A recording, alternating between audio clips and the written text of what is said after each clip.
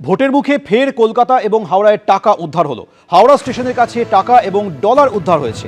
প্রায় 43,000 মার্কিন ডলার এবং 32 লক্ষের বেশি টাকা উদ্ধার হয়। হাওড়ায় আটক বারাণসীর 2 বাসিন্দা। জোড়াসাঁকোয় উদ্ধার হয়েছে 18 লক্ষ টাকা।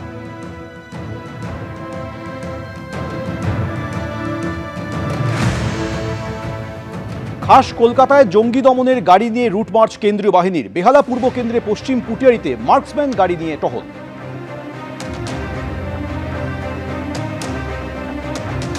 বেহালা পূর্ব বিধানসভার পশ্চিম পুটিয়ারি এলাকাতে নামল মার্কসম্যান। সিআরপিএফের এই গাড়ি জম্মু এবং কাশ্মীর থেকে আনা হয়েছে। জম্মু কাশ্মীরে নির্বাচনের সময় এই গাড়ি ব্যবহৃত হয়েছিল।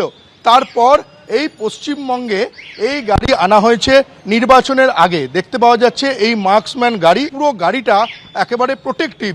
এই গাড়িতে গুলি করলে এবং পাথর ছুড়লে গাড়ির পুরো ফুল প্রোটেক্টিভ গাড়ি। এবং এই গাড়িতে দেখতে পাওয়া যাচ্ছে যে 6 থেকে 7 জন জওয়ান এই গাড়িতে করে নিরাপদে তারা যদি কোনো এলাকায় অশান্তি হয় তারা চলে যেতে পারবেন, পৌঁছে যেতে পারবেন। এবং এই গাড়িতে যেটা দেখতে পাওয়া যাচ্ছে যে গাড়ির ওপরে একজন ফায়ারিং করার জন্য দীপ্ত যেটা দেখাচ্ছে যে এই গাড়ির মধ্যে 6 থেকে 7 জন জওয়ান এই গাড়ির মধ্যে তারা থাকতে পারবেন।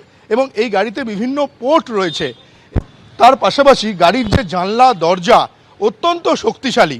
গ্রেনেড হামলা হলে এই গাড়ি একেবারে ফুল প্রোটেক্টেড। কোনো বিস্ফোরণ হলে এই গাড়ি প্রোটেক্টেড অবস্থায় থাকবে। যেটা জানতে পারা যাচ্ছে যে কোনো কঠিন রাস্তাতেও এই গাড়ি কিন্তু অনায়াসে এই গাড়ি চলাচল করতে পারবে। ফলে ভোটের আগে এই এরিয়া ডমিনেশনের কাজ চলছে এই মার্কসম্যান গাড়ি নিয়ে। আরও একটি যে ফিচার রয়েছে এই গাড়িতে পুরো জিপিএস সিস্টেম থাকবে। এই গাড়ি পুরো ট্র্যাকিং হবে।